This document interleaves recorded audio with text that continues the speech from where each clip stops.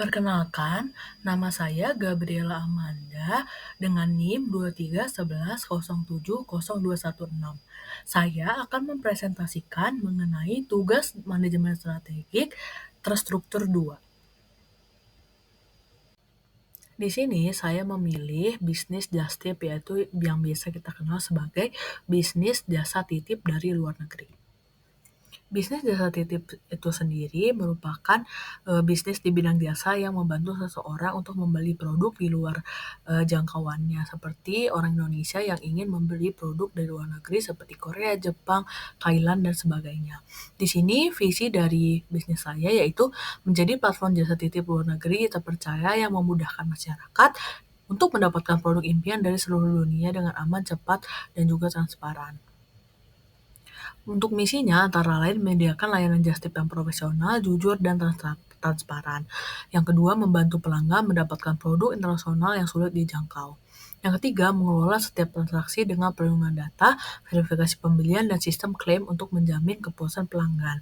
Dan yang terakhir, yaitu misinya menjadi penghubung antara tren global dan kebutuhan lokal dengan menghadirkan barang-barang trending secara cepat dan juga akurat.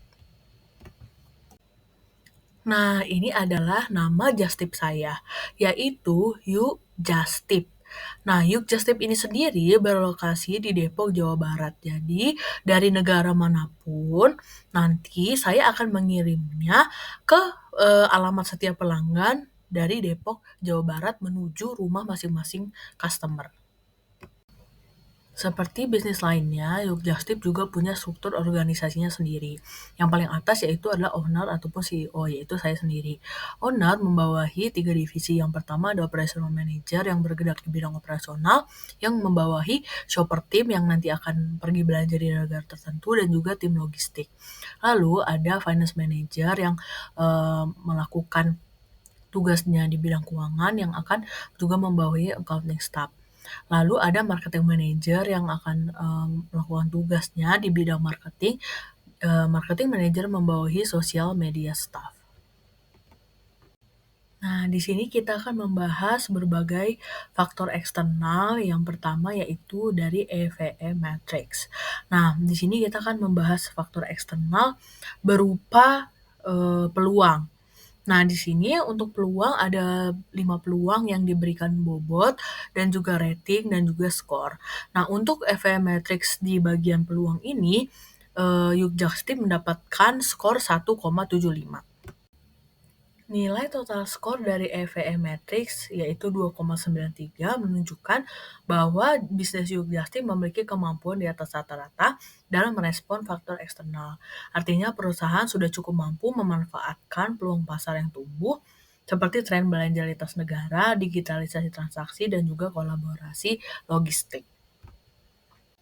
Kita masuk ke dalam analisis PESTEL yaitu political, economic, social, technological, environmental, dan legal. Untuk faktor politik sendiri yaitu faktor yang mempengaruhi kelancaran kegiatan ekspor dan impor dan juga regulasi lintas negara yang sangat berpengaruh kepada bisnis Yujastip.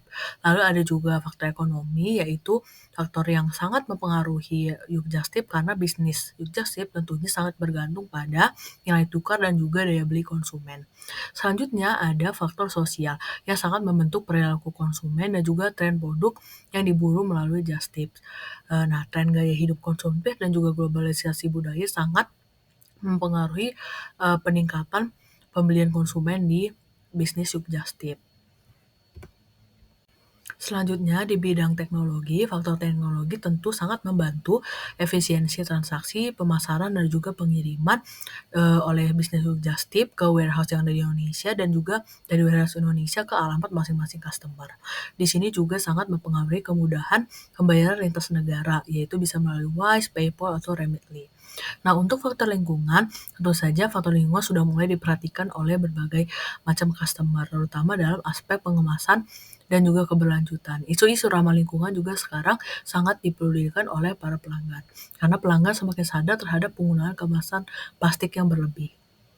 Selanjutnya ada faktor legal atau hukum yang menentukan batas operasi legal bisnis just tip lintas negara, yaitu bisa berupa peraturan bea cukai dan juga batas impor pribadi, seperti batas nominal pembelian barang per orang yang nantinya akan mempengaruhi volume pesanan yang diterima oleh You Just Tip.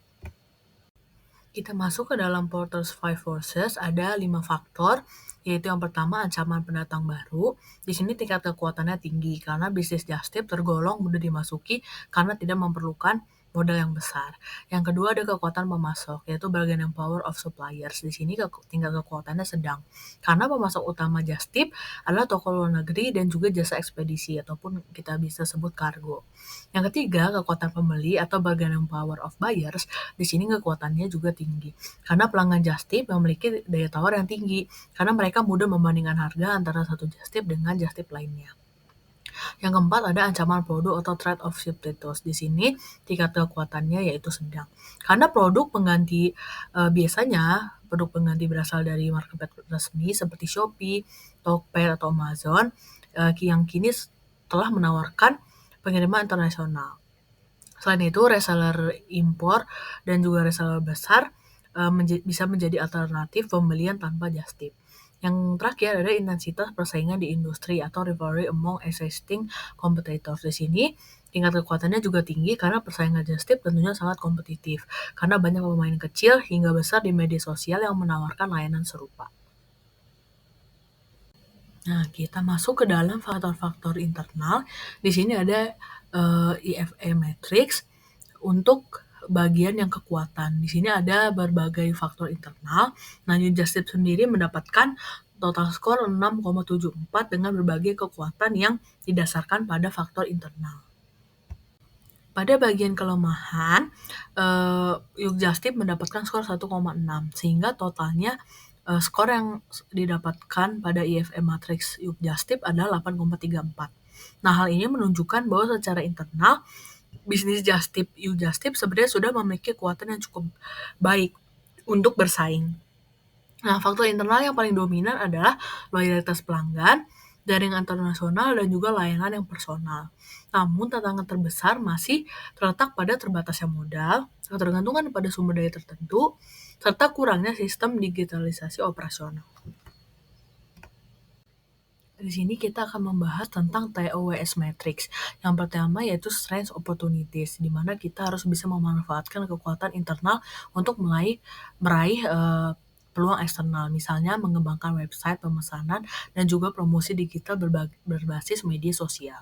Yang kedua ada strengths dan threats. Nah, di sini You Just Tip harus bisa menggunakan kekuatan untuk menghadapi ancaman pasar. Misalnya menonjolkan layanan yang sangat personal kepada pelanggan, kecepatan respon oleh admin, dan juga jaminan keamanan barang. Selanjutnya ada weakness opportunities. Di sini You Just Tip harus memanfaatkan peluang eksternal untuk memperbaiki kelemahan internal. Di sini, Yogyakarta bisa mengadopsi teknologi digital untuk website tracking untuk meningkatkan efisiensi dan juga kepercayaan. Yang terakhir ada weakness threats. Di sini, Yogyakarta harus bisa mengurangi kelemahan agar tidak terancam pesaing. Misalnya, Yogyakarta bisa mengelola arus kas dengan sistem pre-order untuk menekan risiko keuangan dan juga stok. Selanjutnya ada QSPM atau Quantitative Strategic Planning Matrix. Nah, di sini di QSPM setelah dianalisis, New Just Tip menunjukkan bahwa stabilitas strategi mendapatkan skor sebesar 2,64 yang memiliki skor daya tarik sedikit lebih rendah dibandingkan growth strategy dengan nilai 2,93. Namun, perbedaannya sendiri sangat tipis, yang menandakan bahwa keduanya sama-sama relevan dan layak diterapkan secara bertahap pada bisnis Yogyakarta. Dalam bisnis just tip tentu akan dibuat rencana keuangan bagi perusahaan. Nah, di sini ada estimasi pendapatan yang telah dibuat yang tertera pada layar.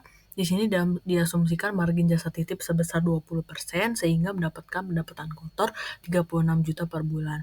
Untuk estimasi biaya operasionalnya sendiri, diestimasikan total biaya operasional atau biaya operasionalnya per bulan sebesar 25 juta. Sehingga didapatkan pendapatan kotor 36 juta, total biaya operasional 25 juta sehingga mendapatkan laba bersih per bulan sebesar 11 juta. Demikian presentasi yang bisa saya paparkan. Untuk kurang lebihnya saya mohon maaf. Terima kasih.